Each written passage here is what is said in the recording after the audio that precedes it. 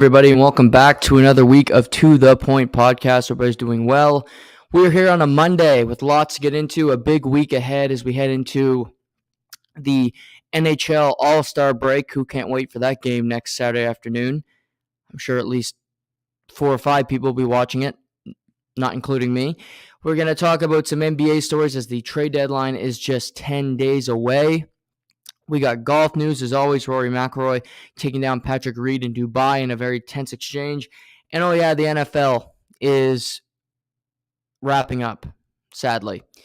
We got one game left. That game will take place in 13 days in Arizona, the home of the Super Bowl.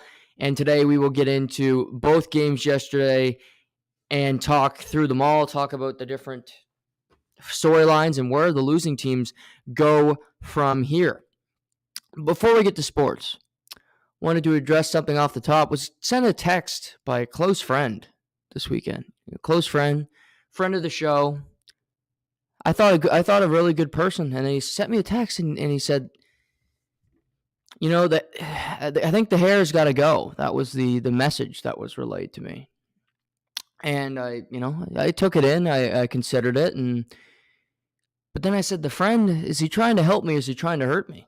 My hair is one of my biggest selling points, not my personality, looks, or anything other than that. Maybe my wit I could put up there with it.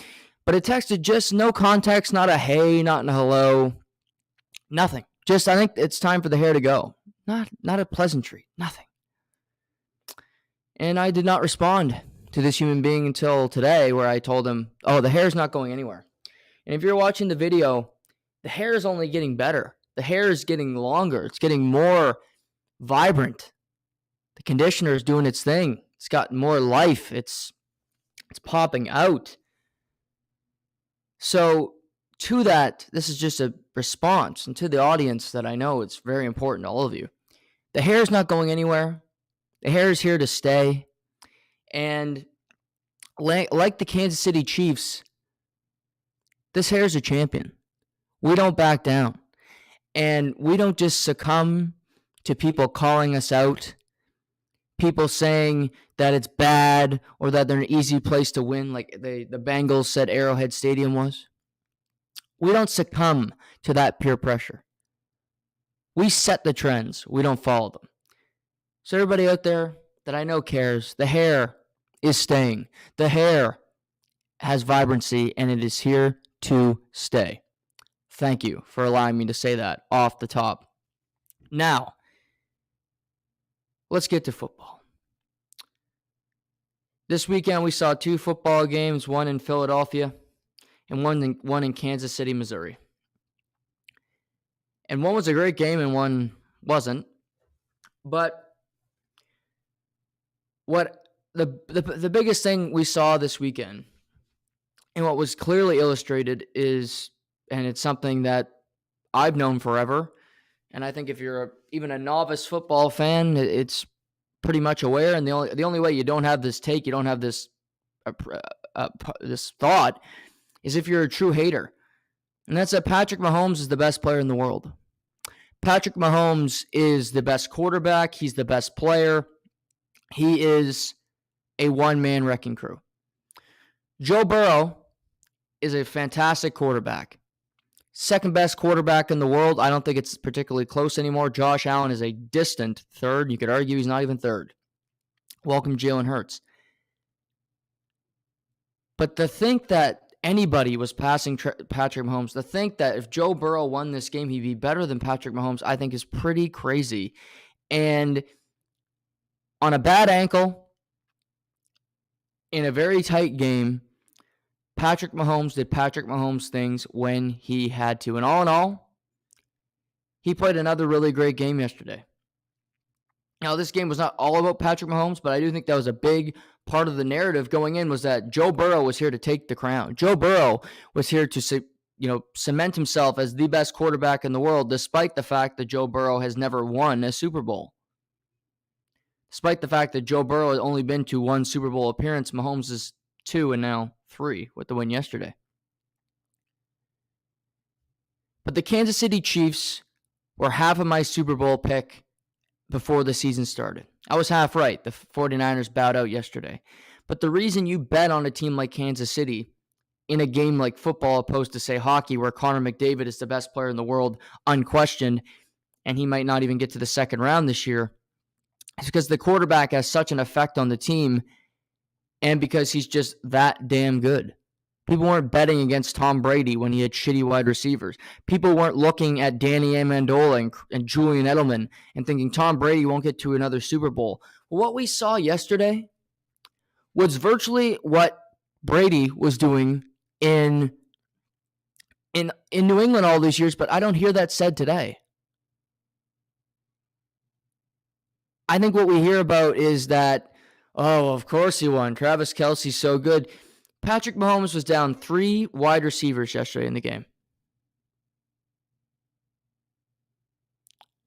He was down Juju, he was down Mecole Hardman, and he was down Kadarius Toney, and he had to rely on Marquez Valdes-Scantling, a battered Travis Kelce, and that's about it. And Mahomes doing what Mahomes does to win.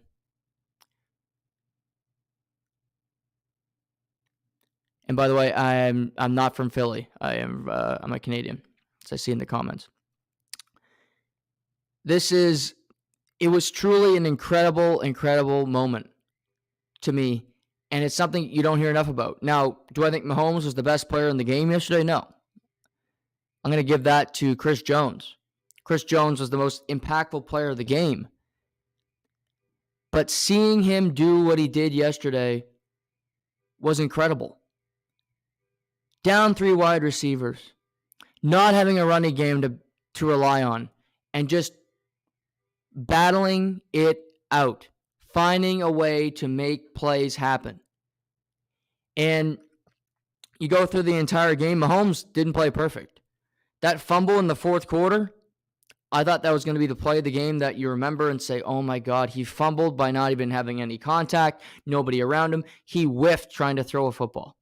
That was recovered by Cincinnati that then results in a deep touchdown to T. Higgins.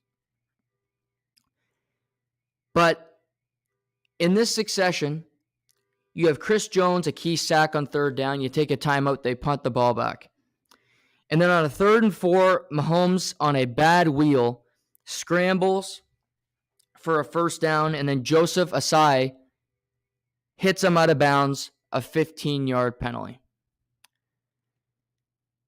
Now, this was one of the calls yesterday that actually made sense. I thought officiating in both games yesterday was horrible.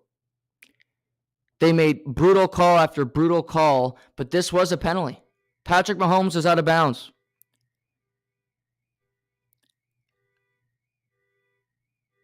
He was out of bounds. He was at least 3 feet out, and Asai laid the hit on him. You have to make the call.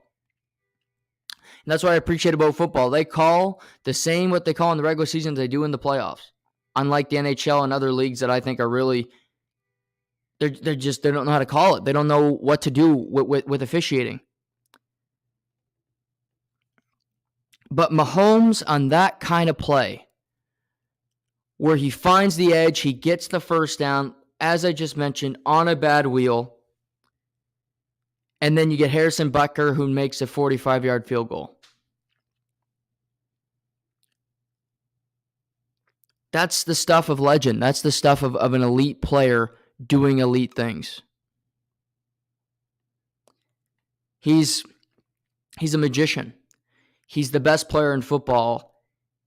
And despite having a massive mistake in a key moment, he found a way. He found a way to overcome it, and he found a way to come up clutch in those key moments. But to think, Patrick Mahomes' leading receiver yesterday was not Travis Kelce. It was Marquez Valdes-Scantling. He also had the most catches. This is a Valdes-Scantling who had 1 target in last year's NFC divisional round game playing for the Green Bay Packers.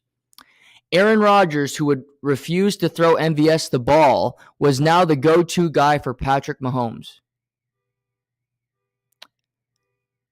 That's what was happening. He was relying on a guy that Aaron Rodgers refused to. And I think that's what tells you about the two different quarterbacks.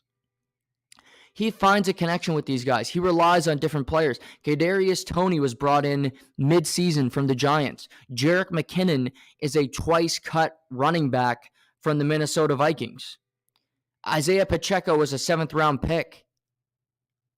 Sure, you have Trav, but Tyreek Hill's in Miami, celebrating that he's got Tua Tagovailoa as his quarterback and not the best player in the world, Patrick Mahomes. But he never worried about that. He never complained about it. And he willed this team to victory. I thought he moved well in the pocket yesterday. I thought he played a Joe Burrow-esque game when it comes to his movement. He moved well. He stepped up to avoid sacks. He did get sacked a few times, as did Joe Burrow, 5 to be exact. But he moved well in the pocket. He escaped when he had to and stepped up to make a throw downfield. And I just thought you saw a really, really smart quarterback make really good decisions. That was my read. Was just incredible, incredible stuff from him. 3 wide receivers and doing what you had to do to win. And I don't think Joe Burrow had a particularly bad game yesterday. It wasn't his best game, for sure. Joey B, who I also like a lot. But he forced the ball a few times, Joe Burrow. I thought he panicked in the pocket a little bit, and I think he's got a little gun shy because he got sacked 4 times in the first 2 drives. He only was sacked 1 other time the rest of the game. That was Chris Jones on the Bengals' final drive of the game. But I think he was tired of getting hit. I think he was tired of seeing guys get in his face. Frank Clark, who I did not know this until yesterday, has the 3rd most sacks in the history of NFL postseason, 13.5. The record's 16 by Willie McGinnis. 13.5 sacks for Frank Clark. You wouldn't think Frank Clark is not one of the best pass rushers of all time. He was fine in Seattle. He was a good player. But he had an impact. Chris Jones had an impact. Chris Jones did not have a playoff sack in 14 games until yesterday. He had a pair. 2 really important ones. But that game was razor thin. I haven't seen the line yet. I'm going to wait for the line for the Super Bowl in a few days. Just to kind of think about it. I want to make a prediction before I actually find out. I'll find out live with all of you later in the week. But I feel the Chiefs or the Bengals will be the favorite regardless of who they play. Now, that doesn't mean the Eagles aren't a good team, but I think they'd be the favorite in the game just because the way they operate.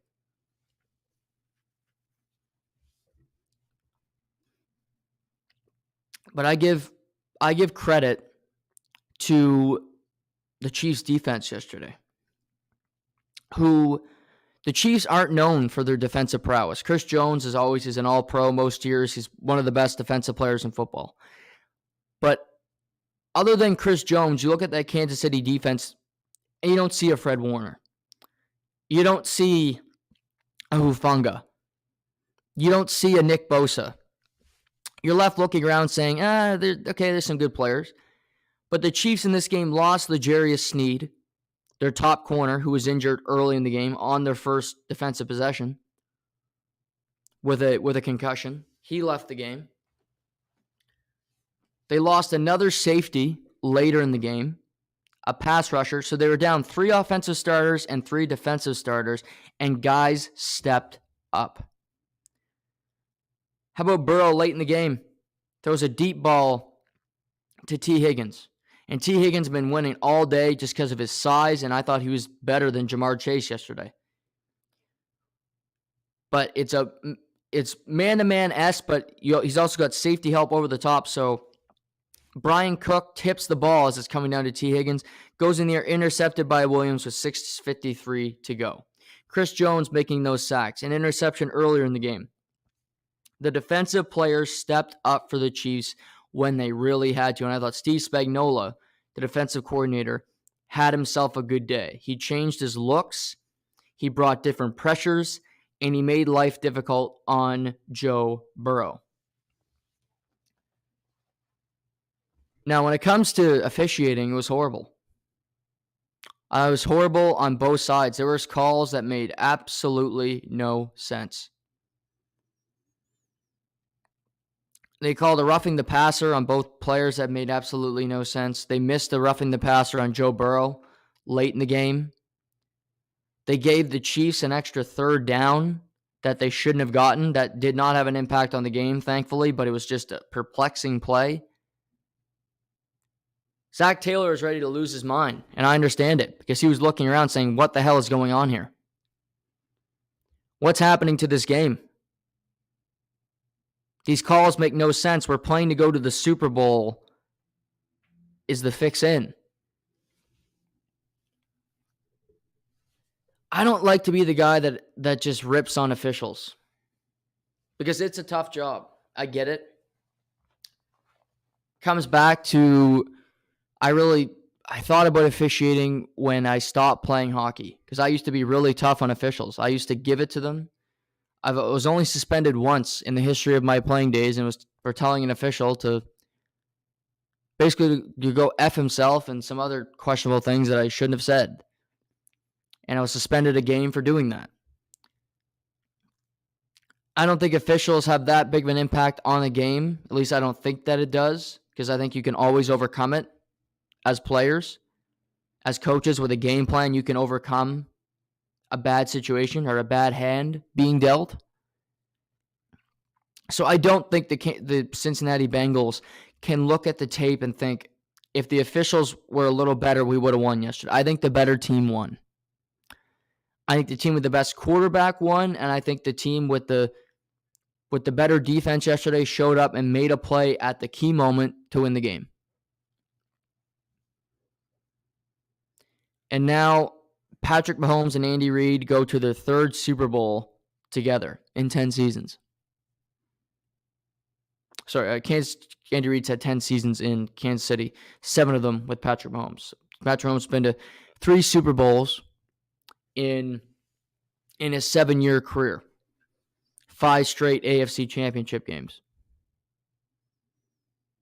Players have come and gone, but Patrick Mahomes stays. Andy Reid has stayed there. Eric Bieniemy, Travis Kelce, and a few others. But you look, they bring guys in. Sky Moore had a big punt return late in the game to set them up in good field position. Isaiah Pacheco had a big impact on the game. Kadarius Toney dropped a touchdown early in the game, but he had an impact. MVS brought over from the Packers. Brett Veach, Andy Reid, they know how to assess and find talent and bring it on the roster. Using the salary cap, looking at it and saying, we know Tyreek Hill is going to go. Let's see how we can improve our team and get better. Let him go to Miami, but that doesn't mean our season's completely over. That doesn't mean we're up Schitt's Creek without a paddle. They improved that offensive line. They got new receivers. And Patrick Mahomes is going to win the MVP this season. And he's going to another Super Bowl. Pretty incredible year for him. For the Bengals, they've been in back-to-back AFC championship games. They've lost one and won one at Arrowhead. To even win a playoff game at Arrowhead Stadium is a big feat. It's not an easy thing to do. And they're in a position to win the game yesterday. For the Bengals, Joe Burrow is the second best quarterback in football. No doubt about it. He continues to prove it year after year, week after week. Now, they have some key free agents in Jesse Bates, who I love at safety, Sam Hubbard, Tyler Boyd, who's their number 3 receiver, who I'm not sure they're going to be able to keep. Had to make decisions on Jamar Chase, Joe Burrow, on bringing them back. But Joe Burrow said earlier in the postseason that their window for winning is his entire career, and I believe him. I believe this team will be a playoff team as long as he remains in the league. He's that good. They spent a lot of money on that offensive line. It was decent, and then it got banged up. It's tough to win when you don't have an offensive line in the postseason. And sometimes you just look at it and say the player across from me was a little better. Mahomes was better than me today. For the Bengals, I don't think they go too crazy. I don't think they change that much. I think they have a really good team, and I think they are the second best team in the AFC by a sizable margin. For the Bills to catch them, I think the Bills will have to do a lot. I think the Ravens are actually closer if they can get Lamar Jackson back healthy and get some better weapons to being in the Bengals class than the Bills are. I think the Ravens roster is very, very good.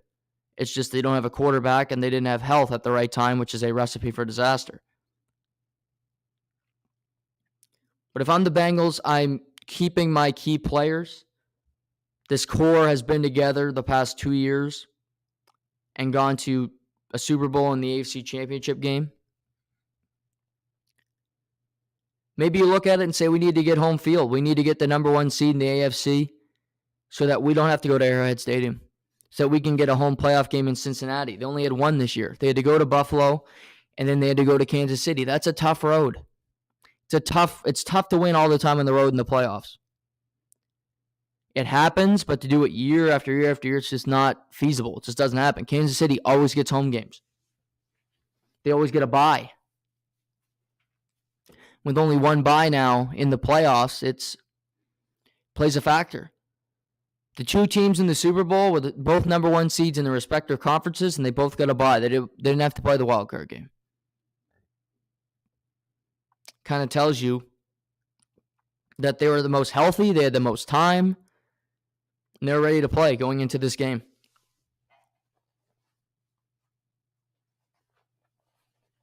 The MVP of yesterday's game, the MVP of the AFC Championship game, if there was one, would be Chris Jones.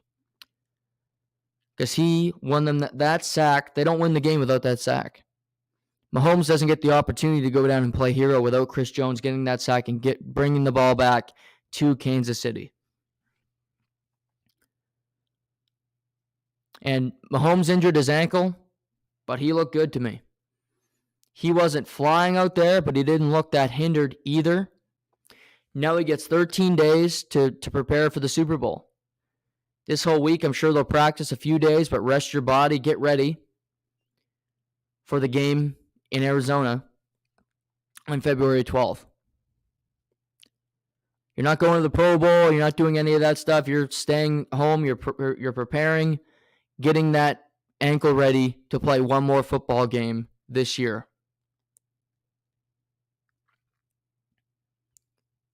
I think the Chiefs were the best team in the AFC all year long.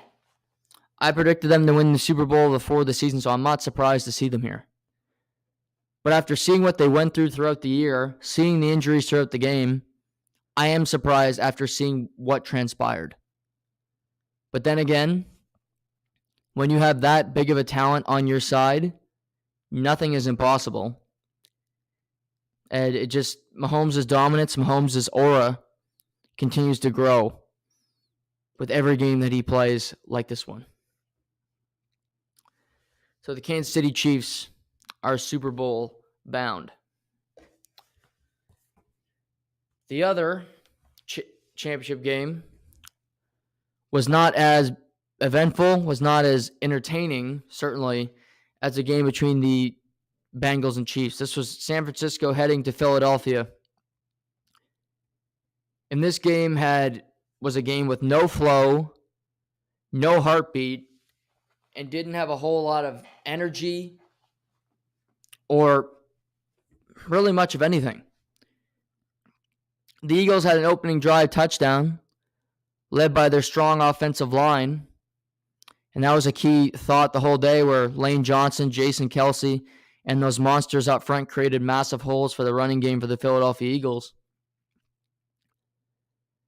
But in the midst of all of it, Jalen Hurts did not have a good day at quarterback. He had some throws you'd really want back. He missed guys by a wide margin. And I left the game thinking, well, Jalen Hurts didn't play well, and yet still the Philadelphia Eagles won this game 31-7. 31-7, and Jalen Hurts did not play well. But the Philadelphia Eagles have something that is so hard to beat, and that's a great offensive line and a great defensive line. Because they can throw Fletcher Cox at you. They can throw Ndamukong Suh. They can throw Brandon Graham. They can throw Josh Sweat. And before you know it, your offensive line is wore out because they can just keep throwing no new, fresh bodies at you and make life so difficult. Like on the first drive for the 49ers, where on third down, Purdy gets hit in the elbow. Forced fumble, and he was injured. After the game, we learned he hurt his UCL on the play. But he was out until the third quarter, and in came Josh Johnson, the longtime journeyman who's played for over 24 professional teams in his career. Was on the Denver practice squad all year after being cut in training camp, failing to become Russell Wilson's second stringer. So was on the practice squad all season. Had played in the CFL, XFL, USFL, and came in at quarterback. And boy, did he look not ready to play. A 35-year-old journeyman in a playoff game, and that Philly defense with Hassan Reddick and everybody else got after him. And before you know it, he wasn't completing passes. Nothing was happening. And the 49ers got a spark as Christian McCaffrey ran through people for a massive touchdown. But before you know it, Josh Johnson's out after taking a huge hit. He's got a concussion. And Brock Purdy, with a bad elbow, had to come back into the game. And it was really no reason to. The game was over. They just didn't have a quarterback to enter the game. Philly ended today with 4 rushing touchdowns, 2 from Miles Sanders, 1 from Boston Scott, and 1 from Jalen Hurts. And I left the game thinking, well, yeah, the Eagles won easily. The Eagles are an impressive team, but Jalen Hurts had 121 pass yards, 15 for 25. They ran the ball a ton. They ran the ball over 40 times yesterday. Their leading rusher only had 48 yards. That's Kenneth Gainwell. Jalen Hurts ran the ball 11 times. So they only averaged 3 yards per carry on every running back that they had on the team. A.J. Brown had 4 catches for 28 yards. He doesn't even have 100 yards receiving in 2 playoff games. And they've allowed 14 combined points, and they scored over 80 points in the 2 games. Devontae Smith had 2 catches for 36 yards, and one of them was that huge one early in the game for 29 that turned out not to be a catch, but they didn't review it. So it's a perplexing result because I don't think the Eagles looked that daunting. I don't think the Eagles look like this force of nature team that you'd be scared of. But that might also be why the Eagles are scared. They beat the Giants, who with Daniel Jones at quarterback had no identity in that game. We're down 14-0 before you knew it, and the game was over. This game was not over right away, but because Philly kept punting because they didn't get opportunities. But San Francisco played stupid, taking penalty after penalty, roughing the punter, unnecessary roughness, holding penalties, pass interference. And so that kept drives alive. It wasn't because the Philadelphia Eagles were so great on offense. It wasn't because they were lighting you up down the field. So as I head into the Super Bowl with the Eagles playing the Chiefs, I don't know what to think. Because in the 2 Eagles wins, I thought they looked really impressive against the Giants. And yesterday's game, I can't say they were impressive because they played against a hurt Brock Purdy and Josh Johnson. They played against the 3rd and 4th string quarterbacks for the San Francisco 49ers. But I also look at it and say I think the Eagles have the best 1-2 wide receiver tandem in football, in Devontae Smith and A.J. Brown. And if Jalen Hurts is healthy and those 2 guys are cooking, they're really hard to cover. And L'Jarius Sneed could be out, and that Kansas City Chiefs secondary might not be able to contain these receivers alongside Dallas Goedert, who's damn good too.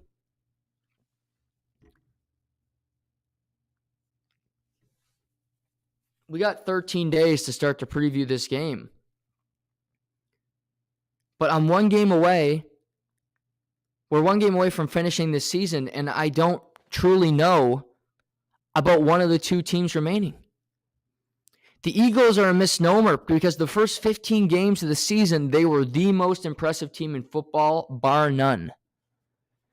They could not be stopped. They were romping people, and then before you knew it, Jalen Hurts had a shoulder injury, and Lane Johnson had an injury.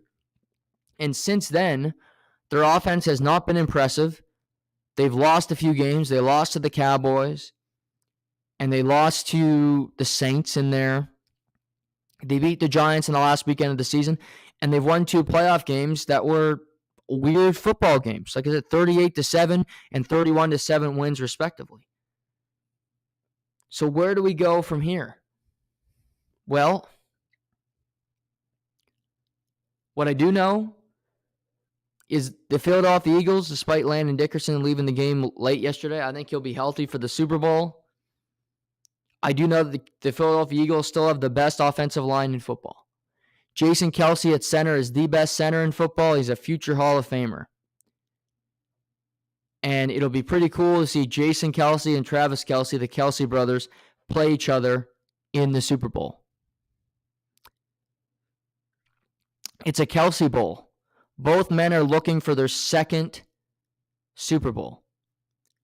I think if the Eagles win this game, Jason Kelce is going to retire from the NFL. He might, even if they lose.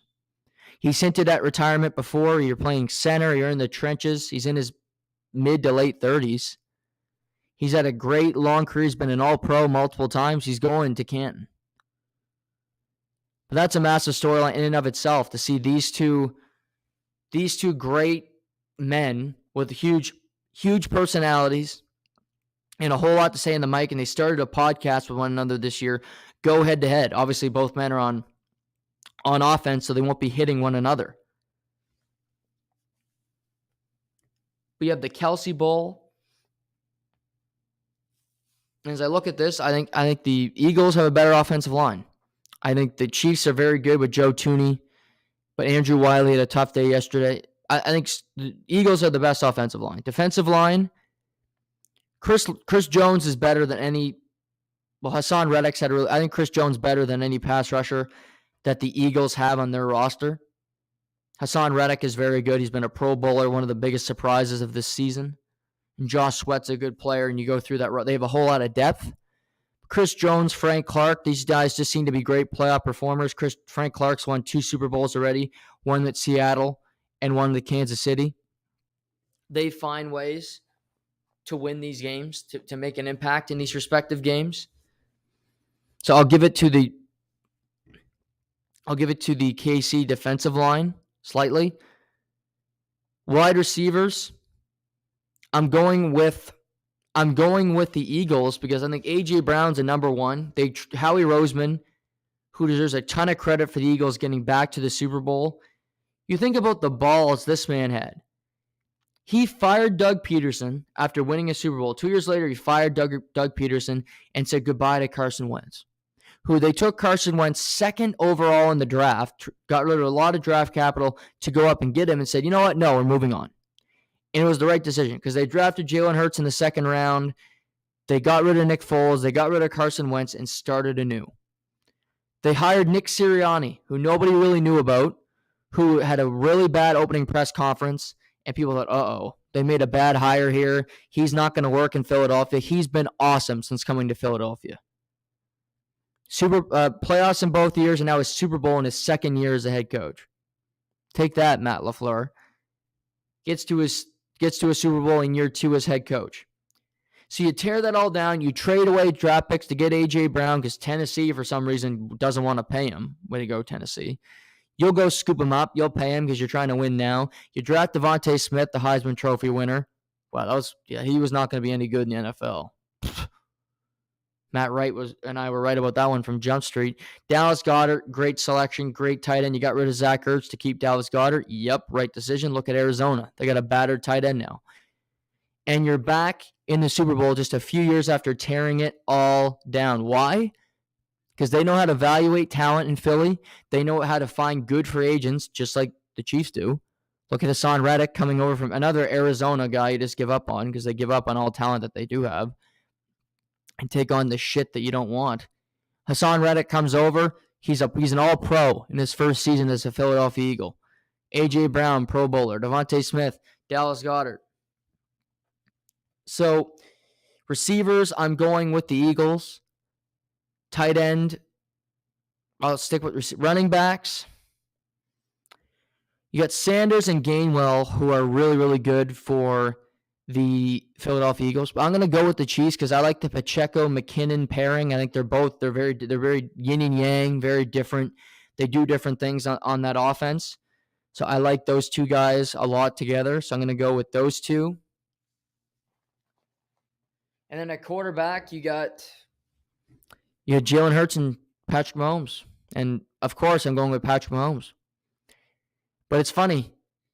Normally, the regular season great performers don't get to the Super Bowl.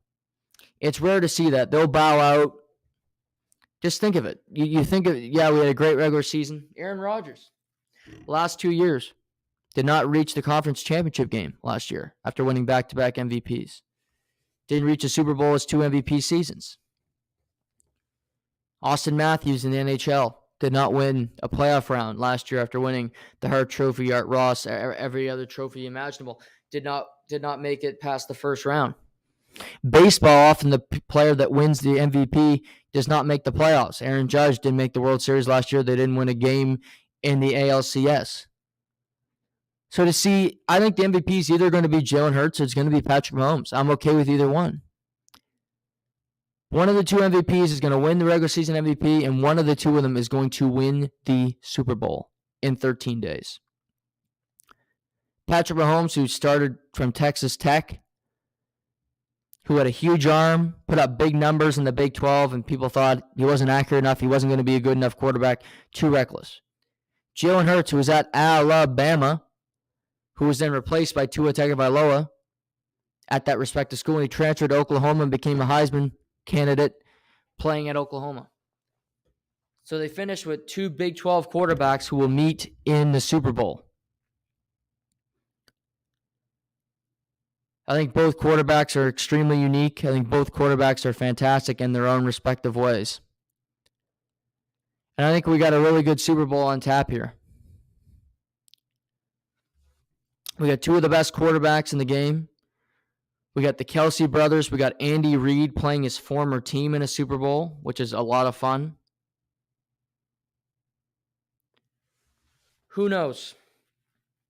We have a lot of time to tee it up, to get ready for this game.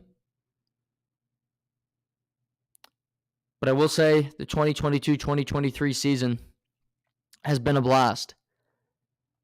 The playoffs have not been as entertaining as last year. A number of blowouts. The Eagles have been doing it to everybody. I don't think they'll get their 3rd blowout in a row in the Super Bowl, because I think the Chiefs are too good to let that happen. We'll talk about the line for this game later in the week, because I'm curious to see what it is and where it goes, because I don't think they'll be a huge favorite.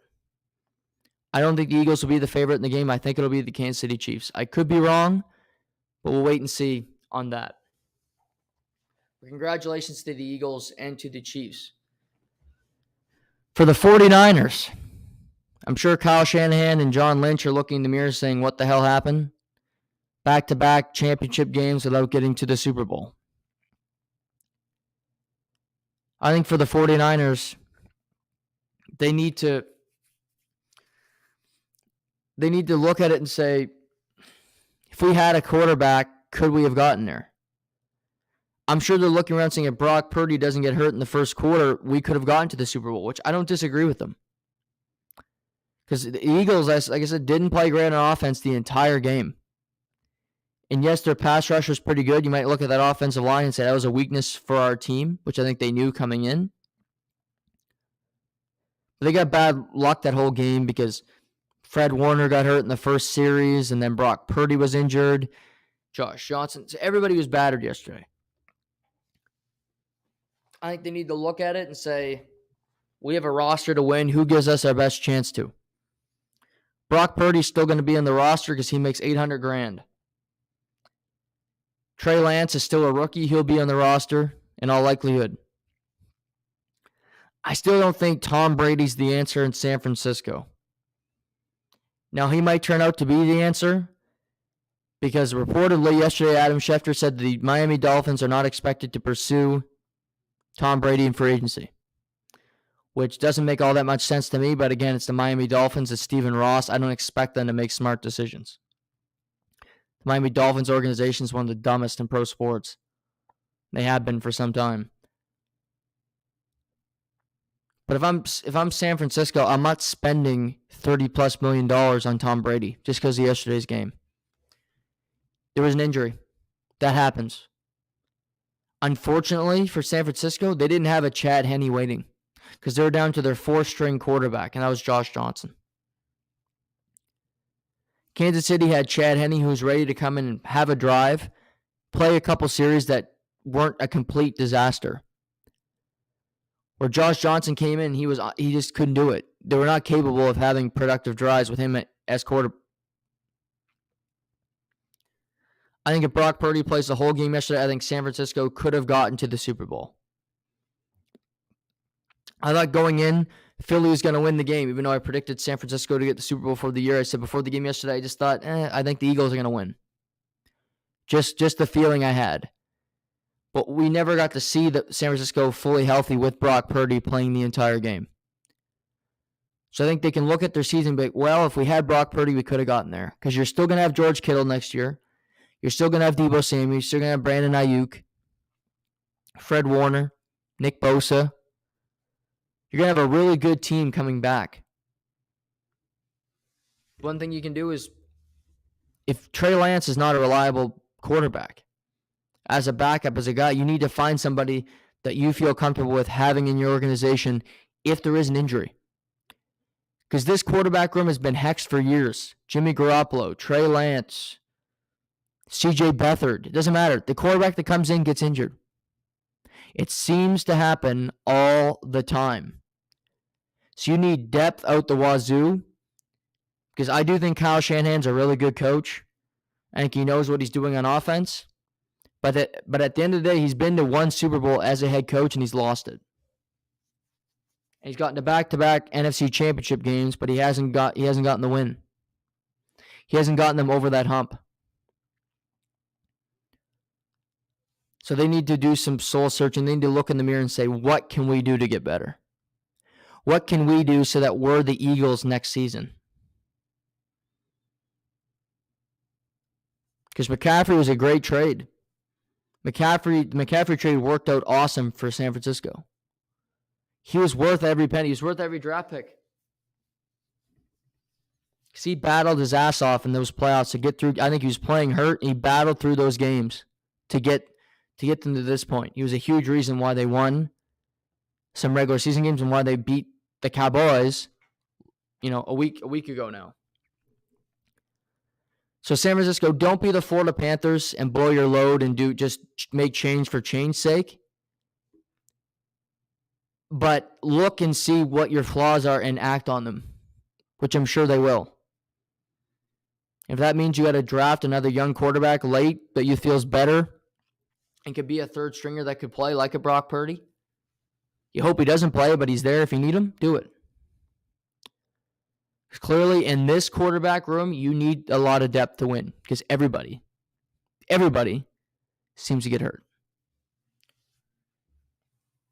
Speaking of the Cowboys, we reported yesterday in the middle of the Chiefs game, in classic Dallas Cowboys news dump style, trying to either hide it or hijack the game, it was announced that Kellen Moore had been fired as the offensive coordinator by the Dallas Cowboys after 4 seasons, and that head coach Mike McCarthy would return to play calling duties in the 2023-2024 season.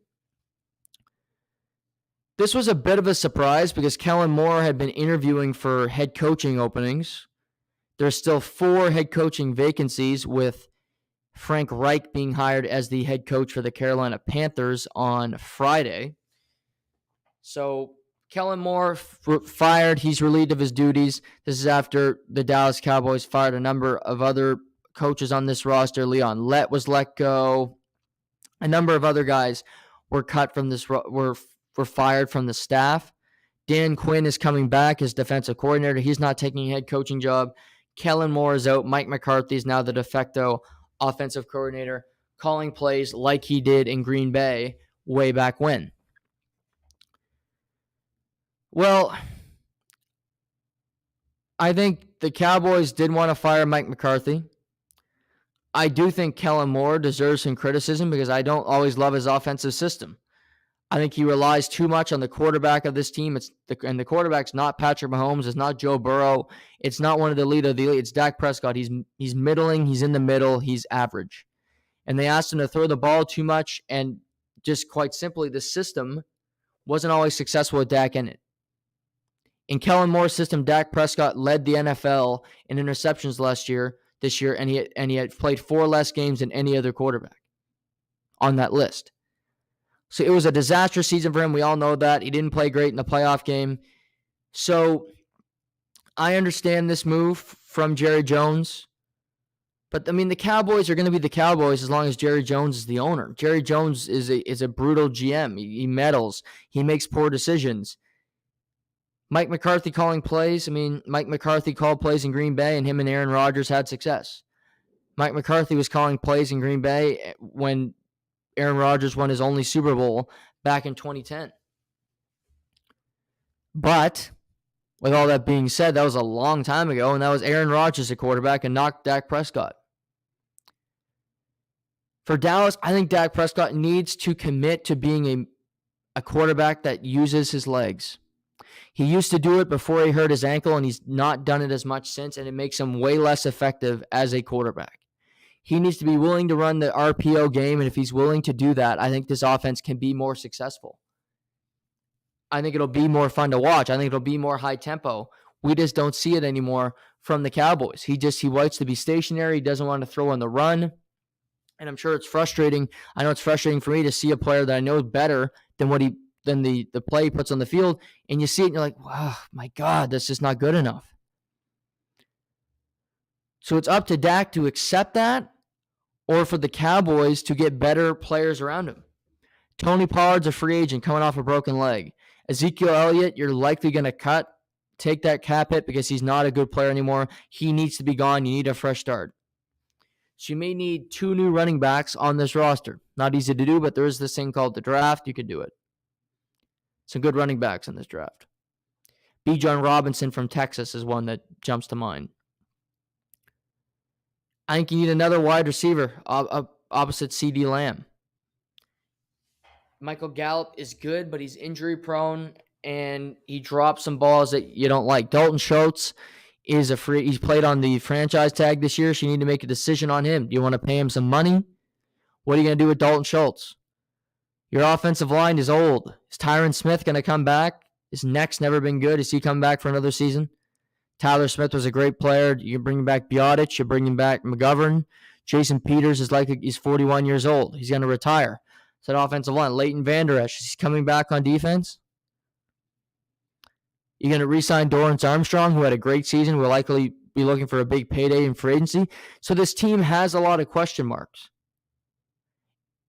And now it's on Mike McCarthy to build an offense that works. But part of the issue here, ladies and gentlemen, that you got to think of, Mike McCarthy's the offensive coordinator. And we hear Sean Payton's interviewing for all these jobs, and Sean Payton wants to work with ownership, but he wants to have at least a hand on the wheel so he can pick some of the players that go and play for him, in particular on offense. Because he runs the offense. He knows what players are going to work. Unlike the owner, he knows what he needs to win.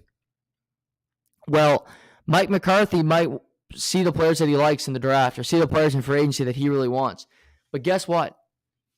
If Jerry doesn't like that player, if Jerry thinks the player is better than the guy that Mike McCarthy likes, it doesn't matter because that's who Jerry will pick. It might be a terrible fit for the offense, and before you know it, we're a year later, the Cowboys are in the same damn position, and Mike McCarthy's getting fired. And then they have to hire a new head coach, new offensive coordinator, and we start this whole process over again.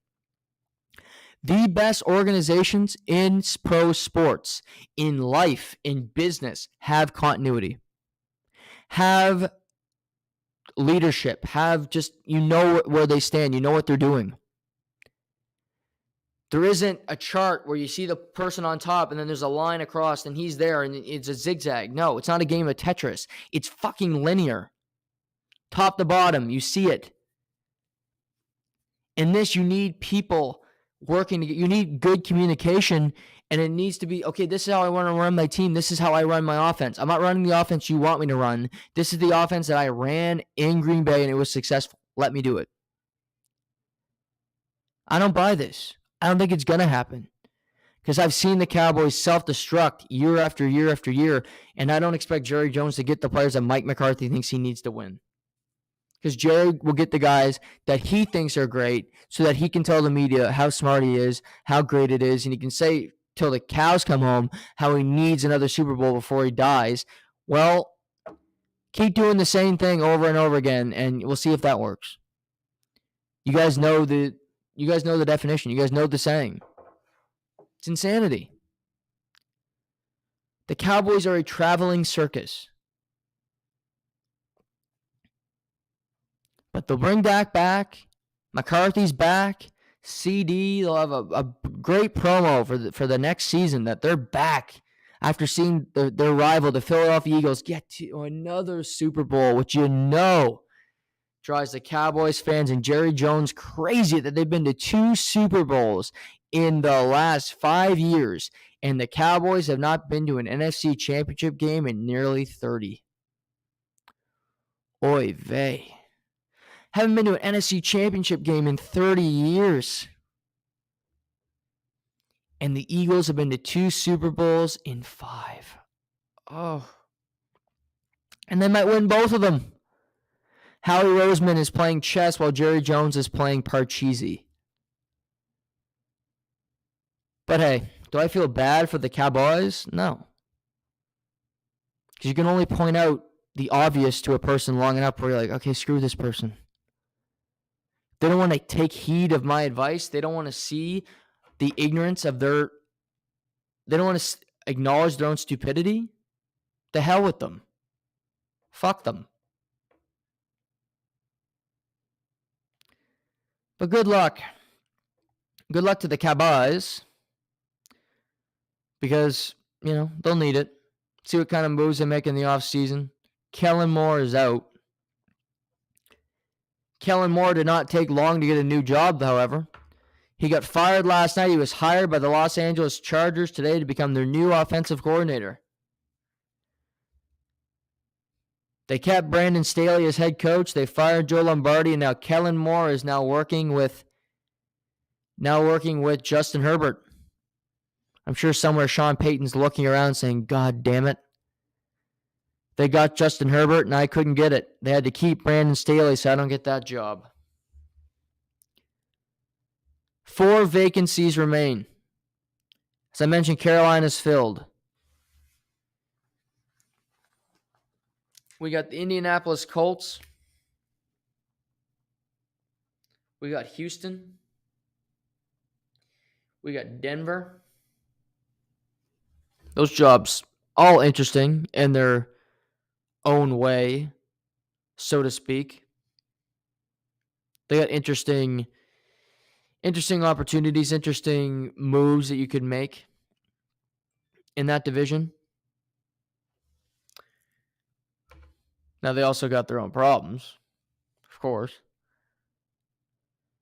And the other team, and I'm blanking on the other head coaching vacancy.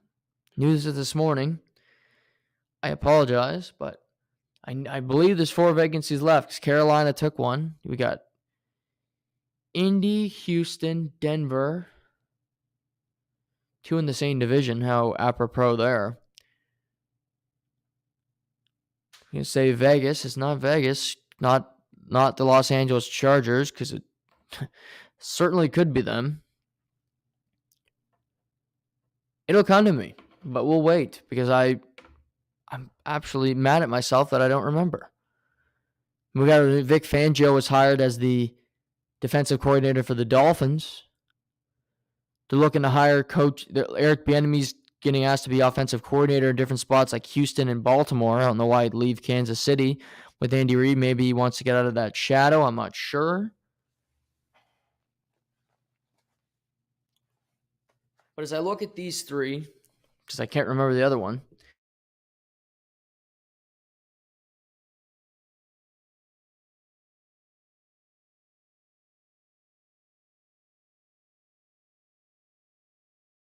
that tells me that DeMeco Ryans is really liked around the league, as he should be. But also that clearly I think Sean Payton told Houston that he's not interested in the job. He's going to look somewhere else. Maybe he doesn't want to get back into it. I think Houston's going to hire DeMeco Ryans. Denver's perplexing because I think they really want Sean Payton. Apparently Russell Wilson reached out to Sean Payton because he wants him to come. I don't want that job if I'm Sean Payton. I think it's more work than anything else. I think it's a pain in the ass, that job. But he might want to get back into coaching. Apparently, they had another interview with Jim Harbaugh after Jim Harbaugh said he was going back to Michigan. So I don't know what the hell is happening there with Jim Harbaugh in Michigan. So Denver, I think Peyton's still a possibility. Apparently, Jim Harbaugh is still a possibility, which I think would be their best hire. I think he's the best fit for that job. If he wants to get back into the NFL, I think that's the place for him to go. Is Denver, because he knows how to. He wants to build a team. He wants to build a foundation. Build a strong team around Russell Wilson. Build a strong football team that has some firepower. If he wants to leave, that's the place for him, in my opinion. Now, if he doesn't, there's Sean Payton. And then in Indianapolis, Jim Irsay, who the hell knows there? Knowing Indianapolis, they'll rehire Jeff Saturday, and that's my prediction. Jeff Saturday will return as head coach of the Indianapolis Colts. Does not make a whole lot of sense to me. ESPN analyst, former offensive lineman for the team. He's got no experience. The team sucked down the stretch. They're looking for a new quarterback. They could just reset everything here. But, again, who knows? Who knows? And it's going to bother me if I can't think of the other head coaching vacancy.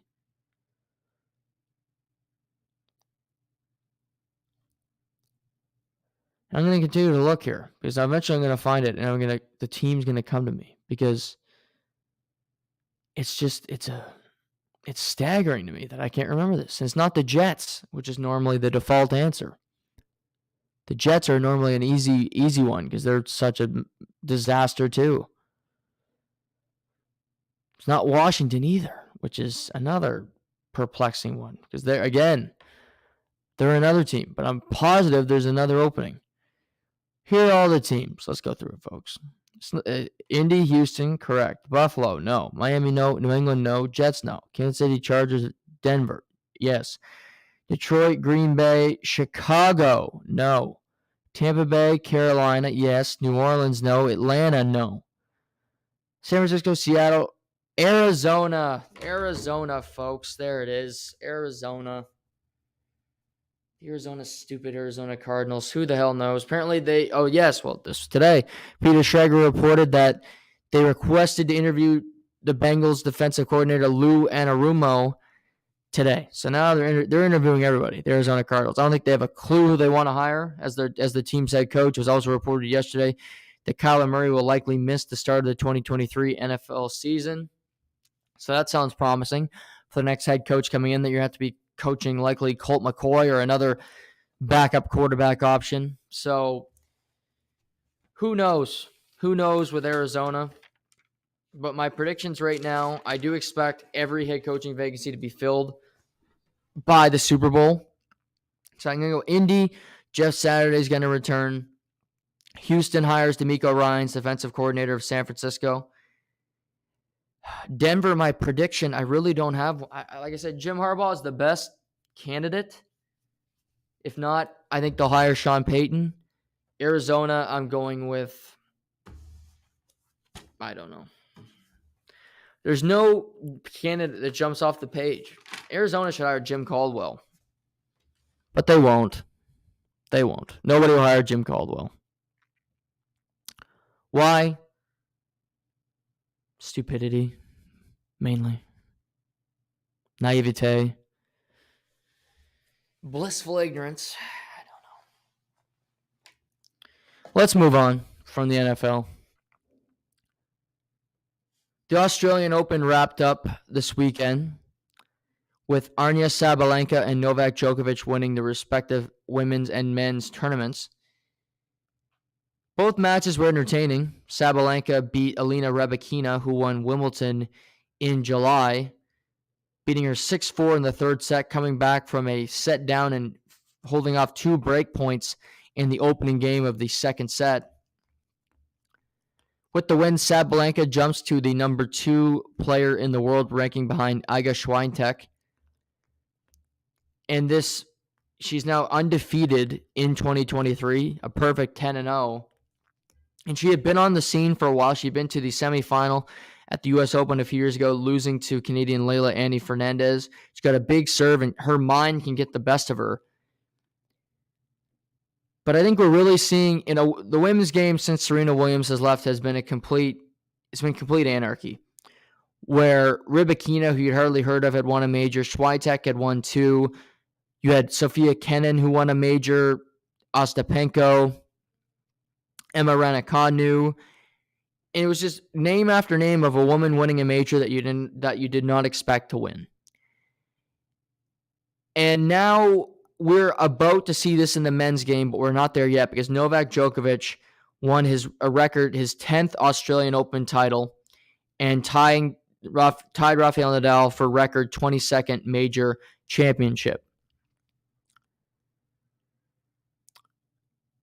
The men's game is going to be like the women's because there is no men's tennis player that is just off the charts better when it comes to the young players than everybody else. Stefanos Tsitsipas is going to be a major champion when Djokovic and Nadal are. Tsitsipas has played in 2 major finals. He's lost both of them to Rafael Nadal. Daniil Medvedev is a very good tennis player. He's won a major already, defeating Djokovic along the way to do it. But he's really inconsistent, and he loses matches that he should win, including a third-round match to Sebastian Korda in this year's Australian Open title. Felix Auger-Aliassime is a very good tennis player, but again, he doesn't win big matches, and I don't think he's good enough to have sustained excellence over a long period of time. So you go through the young players looking to break through, and you like a lot of them. You like a lot of the players I just named. You like some of the up-and-comers that are even younger. In the women's game, I think Coco Gauff will be a major champion one day.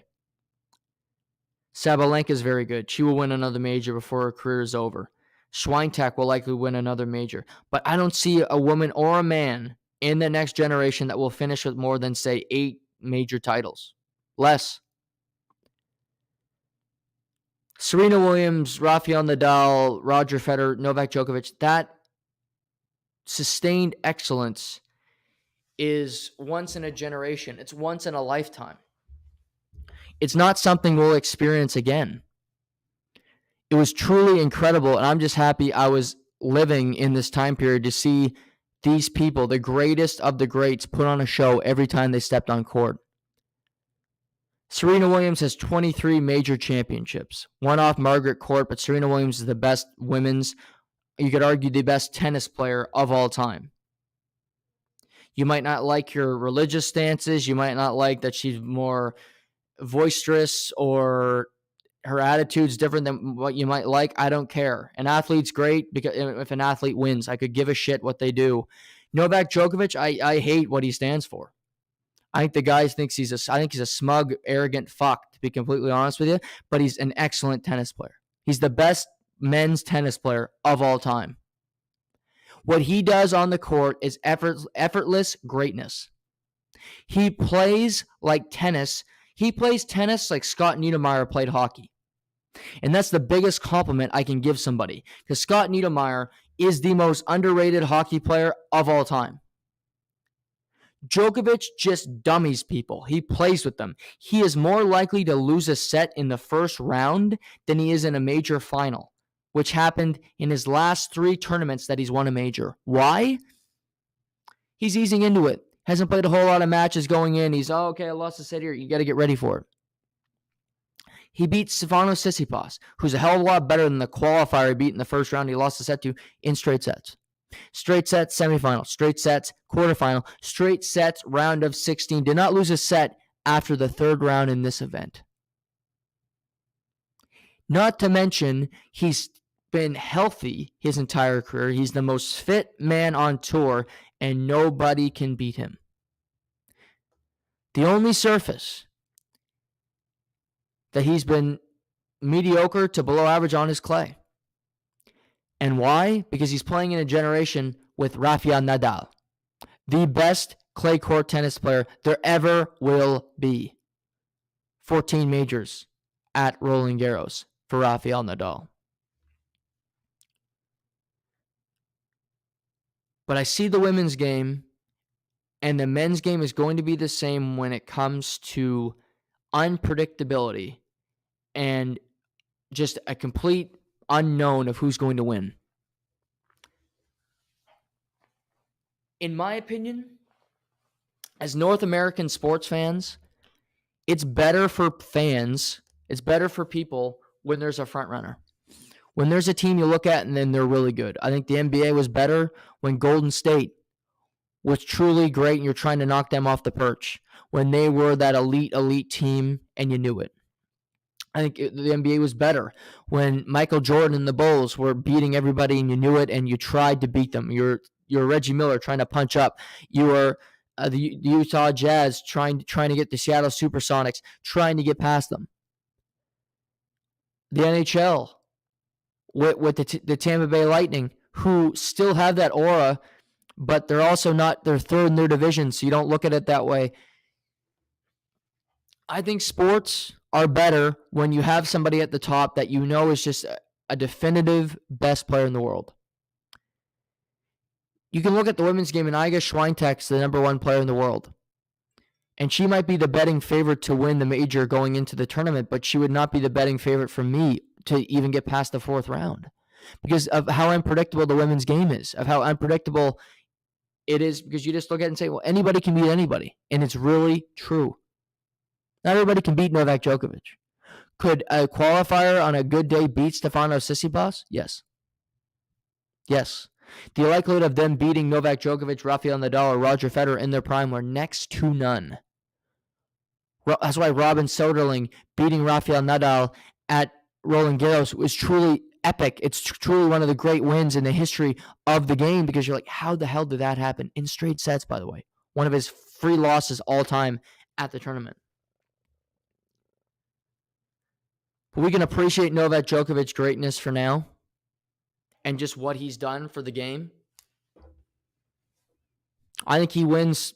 There's 3 majors left in the year. I think Nadal's going to play in France. We'll see how physical able he is. He looked really old, and it was sad to see him in this tournament because clearly his feet are wearing out. He's not able to do what he used to do, and I saw his wife during that match where he lost in straight sets to an unranked Mackenzie MacDonald from the USA, and he did not look like a major champion. He did not look like the Rafael Nadal that we once knew. Now, France always seems to give him that lift, always seems to give him that energy. Maybe he'll find it. I don't know. But we'll see. Otherwise, I think Djokovic will win 2 of the next 3 majors this year. Why? Because he's Novak Djokovic and he's the best player in the world. Now, he can't play in the U.S. Can't play in the U.S., I believe, still because of the COVID rules in New York. But I think he'll win in Wimbledon, and maybe he'll win in France. Who knows? But congratulations to Aryna Sabalenka. Congratulations to Novak Djokovic. Time change can be tough. I understand that. I like the Australian Open. I like waking up to tennis. I like going to bed to tennis. Sports on at all hours of the day are good to me. This week is the tough week. Hardly any sports this week. UFC. It's a UFC event this Saturday. The main card starts at 2 a.m., for Christ's sake. My guy Derek Lewis is fighting. Maybe I'll wake up 4:30 and catch his fight with Sergey Spivak. I don't know. That's a tough start. Anyway, congratulations to Sabalenka and Djokovic on their respective wins. This weekend at Torrey Pines in California, one of the great courses on the PGA Tour, we saw Max Homa win his 6th career PGA Tour title, beating out Sam Ryder, who had the lead from the first round on at the event. Battled Saturday, keeping the lead from Jon Rahm. We go into Sunday, and Jon Rahm is +4 through 7 holes. He's fading. You see guys like Hideki Matsuyama, the former Masters champion, rise up. Keegan Bradley has a good day. Keegan Bradley ends up 2 strokes back to Max Homa. But Max Homa had a big day, shot 6 under par, and his big point of the day was on 15. He makes a key birdie putt, and as Sam Ryder gets up to that same hole, he double bogeys it, and he drops from 12 under to 10 under par, bogeyed again. So Sam Ryder finished 9 under, so he tied for 4th after being in the lead from the first round on until that 15th hole on the final round. Max Homa wins it with 13 under par. Keegan Bradley finishes 2nd at the event. And Jon Rahm is still the best golfer in the world. He's won 4 of the last 7 events. But Max Homa is right there. He has not won a major yet. But with the LIV guys leaving Dustin Johnson, Cameron Smith, Max Homa is as good as anybody. He can putt with the best of them. He's got confidence. He believes that he can win at any given time. And Rory McIlroy is still great. Jon Rahm is still fantastic. Colin Morikawa, 2-time major champion, is fantastic. Sung Jae Im, my guy. I love Sung Jae, who tied for 4th. Tom Kim's is still a very good golfer. But Max Homa is rising the ranks. He's already got 6 wins on tour. That's not easy to do. He's won at Torrey Pines twice. He loves to play in California. I expect Max Homa to be at the top of the leaderboard for the FedEx Cup standings as we go later into the year. I expect him to compete for major titles as we go through the season. But as we gear up here the next couple weeks, this coming weekend we got the AT&T Pebble Beach Pro-Am tournament. Another great golf course where celebrities play with the golfers. That includes guys like Jason Bateman, Will Arnett, Bill Murray, Larry Fitzgerald. So celebrities will be there playing with the golfers at Pebble. Then the following weekend, coinciding with the Super Bowl, we have my favorite PGA Tour event of the year, the Waste Management in Arizona, which is complete anarchy, complete craziness, and I love every second of it. So Waste Management starts a week from Thursday. And then the following weekend, we got Riviera, which is Tiger Woods' tournament. I'm not sure Tiger's going to play in it, but it's a beautiful course in California as well. So the next 3 weeks of golf are all money on beautiful golf courses, and normally the best players in the world playing them. Sometimes Pebble has a weak field. We just saw a very good field at the Farmers Insurance Open, aka Torrey Pines. So I'm curious to see the field this week at the Pebble Beach Pro-Am, because a lot of great celebrities there. Hopefully we see a really crowded and a really strong field, because there are tournaments coinciding. The DP World Tour right now had an event in Dubai this weekend, which can have PGA Tour players and LIV golfers. And last week, Rory McIlroy and Patrick Reed got into a scuffle, if you did not hear about it, on the range in Dubai, where Patrick Reed is suing Rory McIlroy and suing the PGA Tour, and he gave him his summons, his subpoena, on Christmas Eve. Just a dick move from Patrick Reed, but that's who Patrick Reed is. So then Patrick Reed went over to say hello to Rory McIlroy.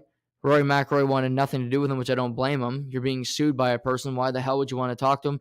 And then Patrick Reed just flicked a golf tee at Rory McIlroy. Well, they're in the final group this weekend, and Rory McIlroy beat Patrick Reed by 1 stroke, so that's a win for the PGA Tour and another win for Rory McIlroy. I think it's fun that these two rival golf companies really don't like each other, and the players inside of it are really starting to test one another as well. I'd love to see what Dustin Johnson's like with a guy like McIlroy, with guys he's played with forever. If there's some animosity, if there's some bad feelings there between them. Dustin Johnson's very mild-mannered. He's not a guy that likes to engage in confrontation. But Rory McIlroy's been very open about it. He's not afraid to state his opinion about LIV Golf. And he can back it up because Rory McIlroy, other than Jon Rahm, I think is the best golfer in the world. And one of my predictions for the year was that Rory McIlroy is going to win the Masters. He's never won it. It's the one major he's never won. He hasn't won a major in a long time. But I think he's craving that Masters, the one he's never won. And yes, there will be LIV golfers playing at this event. I think he wants to shove it into their face. So we'll see. But fun stuff on the PGA Tour right now. Just some rivalries starting up again, like the Koepka-DeChambeau a few years back. LIV Golf versus the PGA Tour. And as I've stated forever, it's no real competition because there is no competition on the LIV Golf Tour. They're not playing for anything. They're not playing for keeps. They're playing in teams to all win money. This is an individual event where Max Homa yesterday won over $2 million for him and his family. His wife was present with his little baby. You're playing for your tour card. You're playing for success. You're playing for all of it. On the LIV Tour, you're playing for teams. You're playing for nothing. You're not a professional athlete. You might as well be playing. You might as well be playing. A little fun little round with Brian Hayes and the O-Dog. I mean, it's got nothing to do with competition. It's got nothing to do with being a professional athlete. Okay, yeah, you're a great golfer, but what's your pressure? You're making a good check regardless. This doesn't need to be built up in team sports because, yes, they're making a whole lot of money, but they also want to die to go win the trophy. You don't see that in the LIV Tour. They don't give a shit. Dustin Johnson doesn't care if he doesn't win. You don't think Max Homa wanted to win that yesterday? Yeah, because he wants the money and he wants that to put himself back onto the map. He wants to be viewed as one of the best golfers in the world, which he is. And quite frankly, the more wins he gets on the PGA Tour, the higher he will be elevated in the world golf rankings, where he gets higher than DJ, he gets higher than DeChambeau, he gets higher than a lot of these guys, because he's doing it where people see it, unlike the LIV Tour where nobody's watching it, nobody cares, and it's just an irrelevant company. Your Blockbuster and Netflix is rolling into town. It's called the PGA Tour, who are releasing a doc on Netflix about their players that's going to promote the product even more. Did that do good for Drive to Survive with F1? I think so. It's rising as one of the most popular sports in North America. They just released one on tennis. Record ratings. The Australian Open had awesome viewing. Why? Because people wanted to see these players. They didn't know. They wanted to see how they did. Felix Auger-Aliassime, Taylor Fritz. Watch it. It's called Breakpoint on Netflix. Actually a pretty good little show on the tennis players. Guess what? They got one coming out about golfers in February. Check it out. Anything on the LIV Tour? No. Why? Because nobody gives a shit. Big news on Friday, which I didn't get to. Austin Matthews is out 3 weeks for the Toronto Maple Leafs. My God. 3 weeks, ankle sprain. And then also, Matt Murray's also got an ankle injury. A couple guys with ankles injuries cutting it up. And Matt Murray and Austin Matthews flared up in warm-up. And Matt Murray had to miss that game against the Ottawa Senators. I mean, how apropos. You get same guy gets injured in warm-up and morning skate in the same season. Wow, you can't write that script. But the Leafs go 1-1 over the weekend. They get trounced by the Senators, and then they trounced the Washington Capitals last night. Number one, the Matt Murray injury, the Austin Matthews injury is not a big deal. They got Columbus twice they got one game left for the All-Star break. Then they got their bye week. Then they got Columbus twice, Chicago twice, and another team in there. But 4 of those 5 are gimme. Montreal might be in there. So you got 5 or 6 gimme wins. So that's not a big one. So Matthews will miss some games. Play some guys, give them an opportunity. Make sure he's healthy. Who gives a shit if he scores 30 goals, 40 goals? It doesn't matter. He's not going to win the Rocket this year, so that's gone. Just make sure he's healthy, ready for the playoffs. He's ready to play. That's all that matters.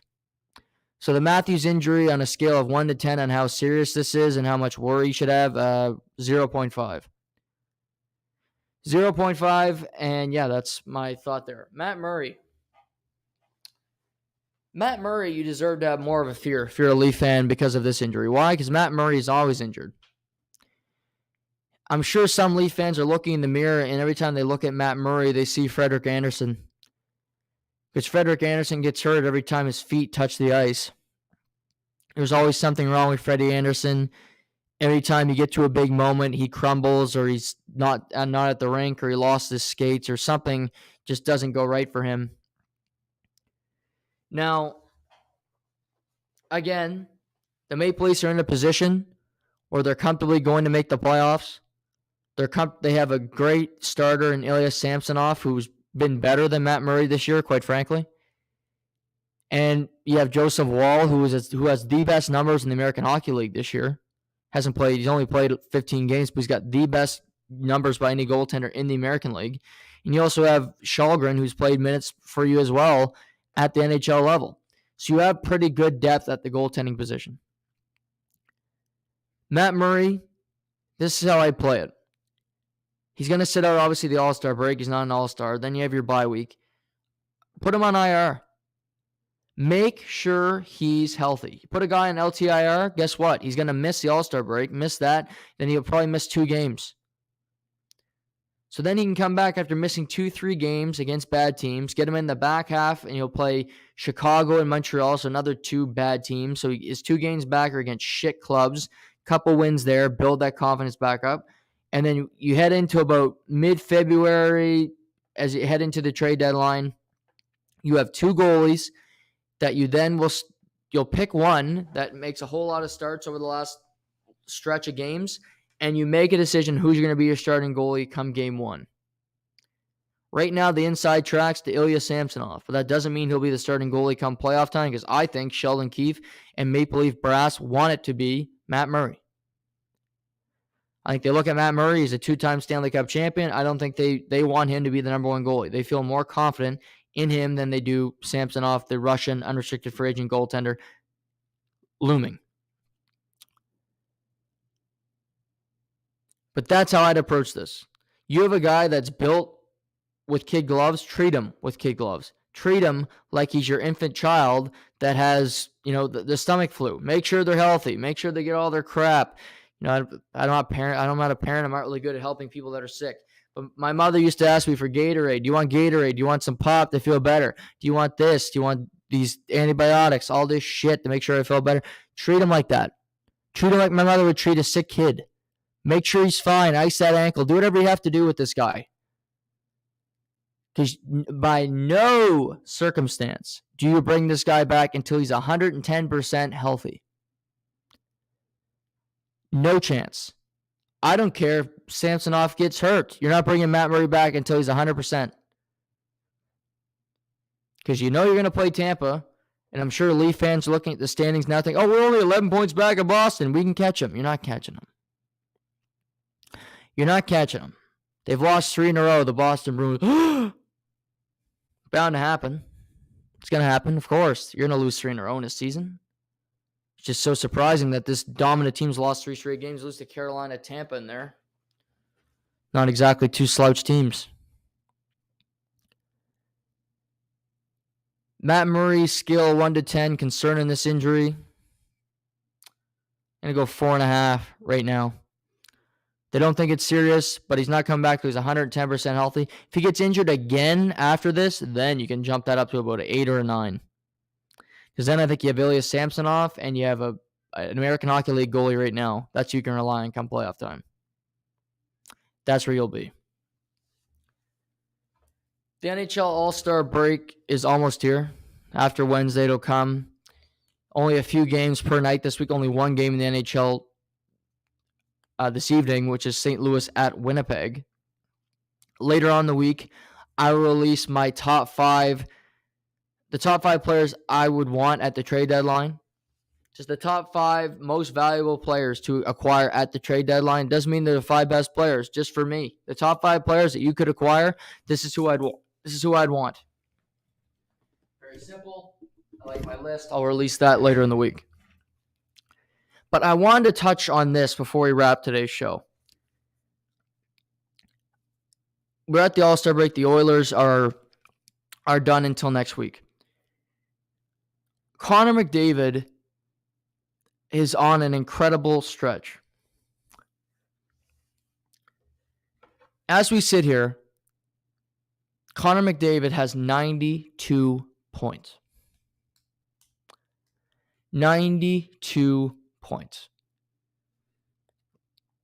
He has 41 goals at the All-Star break. The I'm not a goal scorer, Connor McDavid, leads the NHL in goals. He has 45 points on the power play. The Oilers are starting to find steam a little bit. Jack Campbell starting to get started, starting to feel better about himself, and I'm sure the Oilers brass is not thrilled that the All-Star break's coming right now because they're starting to find their game. I would think the Flames brass are thinking the same thing as they're starting to play well as well as they head into the All-Star break. But Connor McDavid's doing record-type stuff with 92 points at this part of the season, almost at 100 points at the All-Star break, leading the NHL in goals, leading the NHL in points. I think the Oilers, at the end of the day, will win the Pacific Division.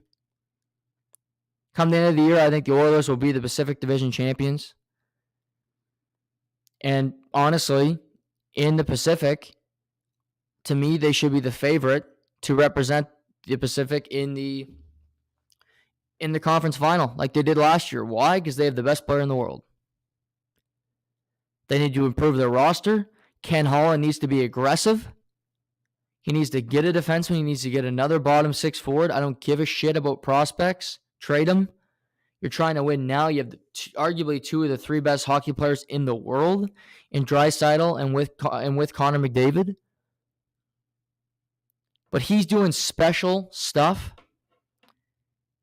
And to me, they're going to win their division. I would not be shocked if they are in the conference final.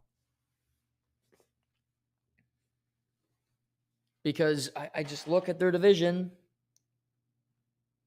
I like the Kraken a lot.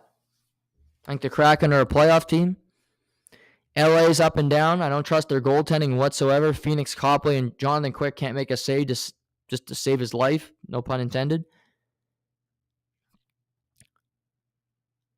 Calvin Peterson's still in the American Hockey League, making $5 million just to play down there. Vegas is so inconsistent. Frustrating team. Jack Eichel is completely out to lunch. They have no flow right now, the Vegas Golden Knights. Calgary, I still hate watching them. I hate watching the Calgary Flames. I still don't think they're a very good team. It's February, and Jonathan Huberdeau still hasn't figured out that it's not 30 degrees in Calgary come in February. Still hasn't figured out that it's fucking freezing. And he plays like he's not happy to be there, which I get it. Cold weather sucks. I appreciate that more than most, Jonathan. I'll point that out right now. But, I mean, it's not going to get any better, at least for a while here. So I do think the Oilers can go on a run. I do think the Oilers can win the Pacific Division.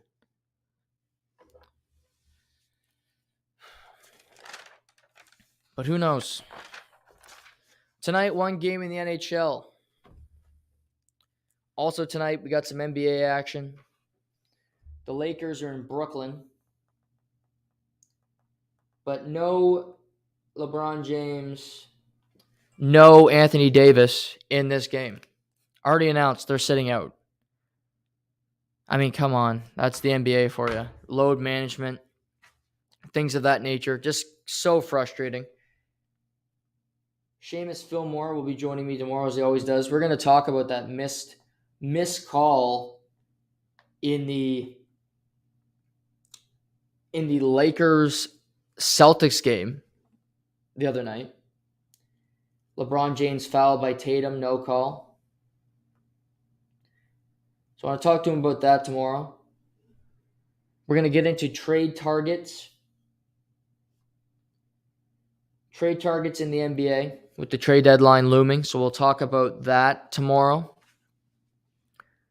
Get his thoughts on actually LeBron passing Kareem for most points ever. That might happen as soon as next week, which will be a big deal. A record that you never thought was going to happen, and it will happen as soon as next week. Get his thoughts on the injuries in Toronto to his respective, to his brethren down there. So that should be fun tomorrow. We'll touch on the St. Louis-Winnipeg game this evening. We'll touch on some basketball, some UFC stories that I want to touch on tomorrow as well. So we'll touch on that with some news in the Ultimate Fighting Championship. So fun Tuesday show coming up tomorrow. This week, I'll release my top 5 players that I would want at the trade deadline. If I was a GM that you could acquire, to the top 5 players I'd want to add to my team. Top 5 sellers, top five teams that should be adding. And as we get to Thursday show, I want to talk about just teams that have been really disappointing or surprisingly good, surprisingly bad for me at the All-Star break. I might do a top 3, top 5 list of each there as well for the NHL this week. So Super Bowl week is next week. We will be talking NFL this week. We'll talk about the game. We'll talk about different storylines. Still got 4 head coaching vacancies to wrap up. So with any news that comes out, I'll be bringing that your way as well. So fun show here on the pod. Seamus tomorrow. Lots of fun stuff throughout the week. So stay tuned and stay with us every day this week. So have a great rest of your Monday. We'll talk to you tomorrow here on To The Point.